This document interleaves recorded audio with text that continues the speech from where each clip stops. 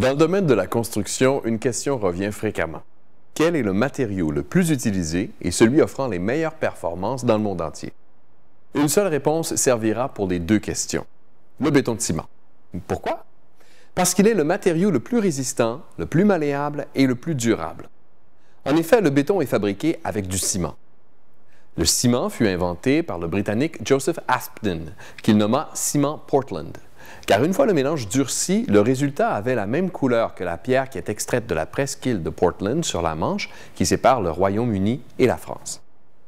Cette poudre de ciment est pour le moins qu'on puisse dire magique, puisqu'au malaxage, elle donne un produit qui est mou et liquide et lorsqu'il durcit, devient résistant comme de la pierre.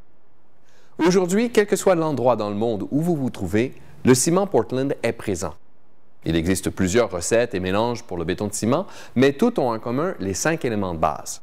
Il y a le ciment Portland lui-même, de la pierre concassée, de l'eau et des adjuvants liquides aux propriétés surprenantes. Nous utilisons le béton pour la base de maisons, d'édifices, routes et ponts. Aucune civilisation n'a pu se développer sans ce composé extraordinaire. On peut lui donner l'apparence et la forme que l'on veut, tout en ayant une solidité meilleure que le roc en quelques jours seulement. Cependant, et malheureusement, les ouvriers, par souci de rapidité, n'utilisent pas toujours la bonne façon de l'appliquer et de le mettre en place. Voyez-vous, le béton, lorsqu'il est prêt à être utilisé, a une consistance assez raide et visqueuse qui le rend difficile à travailler. On appelle cette consistance affaissement. Lors du malaxage, on ajoute une quantité précise d'eau pour une qualité maximale. Une fois le camion de livraison arrivé au chantier, certains ouvriers demandent une addition d'eau dans le mélange sous prétexte qu'il sera plus facile à manipuler. Erreur. Lorsqu'on ajoute de l'eau au mélange, s'ensuit une détérioration marquée de la qualité du béton, ce qui affaiblira sa résistance en compression ainsi que la durabilité en surface.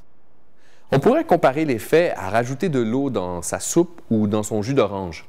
Le liquide sera trop dilué pour offrir ce qui a été promis. Dans le domaine de la construction, c'est bien connu, la majorité des intervenants aiment rajouter de l'eau. Pourtant, chez bétonmobile.com, il existe un produit qui remplace cette eau additionnelle qui n'est pas la bienvenue.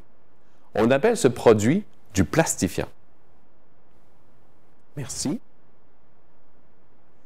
Cet additif a une forme liquide avec une consistance un peu visqueuse, comparable à de l'huile.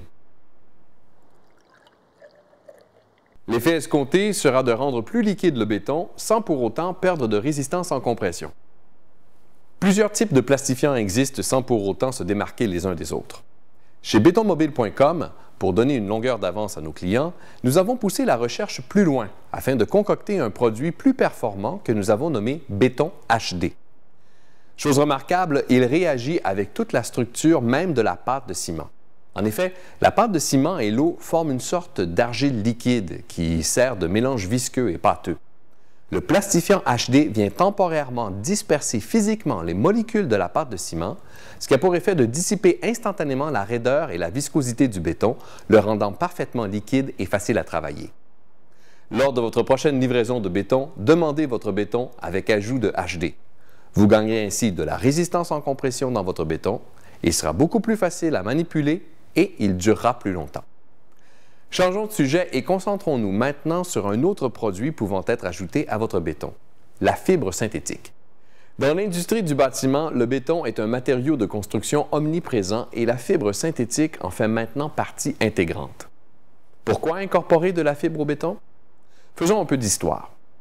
Très tôt, à l'ère égyptienne, un problème survenait dans la construction, la fissuration du mortier qui était utilisé à l'époque. On dit mortier car ce produit est par définition environ 70% moins résistant que le béton de ciment. Il fallait bien sûr faire avec les moyens dont ils disposaient. Ils utilisaient des matériaux tels que l'argile, la chaux et la poudre de pouzzolane qu'on trouvait près des volcans. En mélangeant le tout au gravat trouvé sur place, on obtenait un produit pour fabriquer les projets de l'époque. Ils eurent cependant un problème. Le soleil, avec la chaleur qu'il dégage, nous permet d'avoir une température adéquate pour faire sécher le béton. Par contre, quand l'air devient trop sec, survient alors un effet d'assèchement pouvant causer des petites et moyennes fissures. Pour contrer cet effet, ils eurent l'idée d'introduire dans leur mélange des éléments végétaux séchés tels que de la paille ou des roseaux. L'ancêtre de la fibre synthétique venait de naître. Bien entendu, le béton d'aujourd'hui n'a plus rien de commun avec celui que connaissaient nos ancêtres méditerranéens, mais le phénomène de fissuration est toujours présent. Aujourd'hui, les matériaux ont suivi l'évolution de la technologie, ce qui nous permet d'inclure dans le béton de la fibre synthétique de polypropylène. C'est une fibre constituée de milliers de petits cheveux de plastique qui s'entrecroisent durant le malaxage pour faire une matrice homogène dans le béton. Voyons un peu ce qui se produit techniquement. Lors du séchage du béton, il se forme du retrait plastique. Ce sont de minuscules petites fissures qui se forment et qui ressemblent beaucoup à une toile d'araignée ou à du faïençage sur des poteries d'époque. En effet, lorsque l'eau se retire du béton et s'évapore, la pression d'étirement du matériau crée ces petites fentes qui, plus tard, rendront la surface du béton précaire. Cet effet est peu notable, sauf que ces minuscules craques préparent le terrain pour que de plus grosses craques viennent s'installer. Certaines pressions, le gel et le dégel ou le mouvement des sols sont différents événements qui, lorsqu'ils se font sentir, peuvent venir causer l'agrandissement d'une craque. La fibre dans le béton empêche le retrait plastique de la surface du béton qu'il garde bien consolidé.